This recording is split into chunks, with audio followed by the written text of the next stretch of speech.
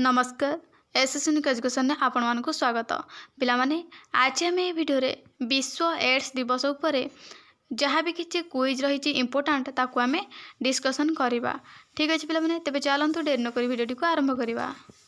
प्रथम प्रश्न, विश्व एड्स दिवस केबे पालन करा जाए?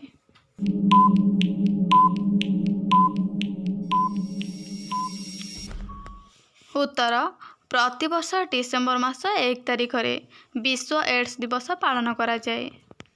परवर्ती प्रश्न, एड्स रा पूरा नाम कौन?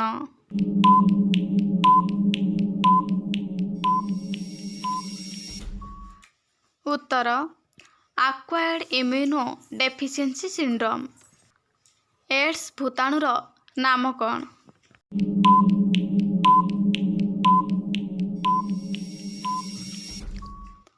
उत्तर, HIV भूताणु। परवर्ती प्रश्न, HIV रा पूरा नाम कौन?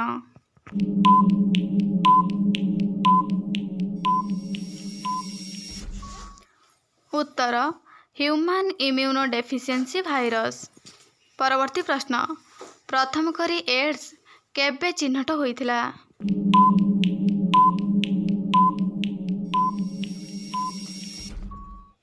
उत्तर, 1981 मसीहारे। तबे चलते देखा परवर्ती प्रश्न, केउ मसीहारे प्रथमे HIV भूताणु आविष्कार होइथिला?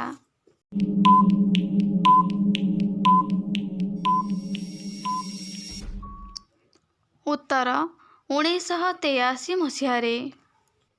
परवर्ती प्रश्न, भारतर केउ सहर रे प्रथम एड्स रोगी चिन्हट होइथिले?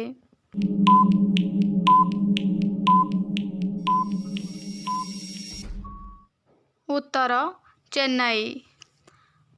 परवर्ती प्रश्न, ओडिशार केउ जिल्ला रे सर्वाधिक एड्स रोगी चिन्हट होइछन्ति?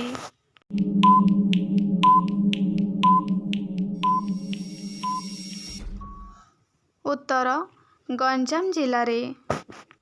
तबे चलते देखा परवर्ती प्रश्न, ओडिशा रे प्रथमे केउ मसीहारे एड्स चिन्हट करा जाइतिला?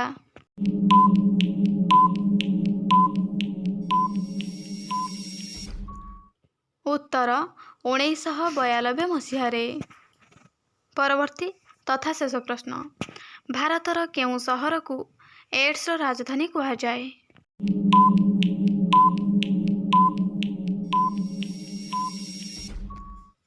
उत्तर, मुंबई।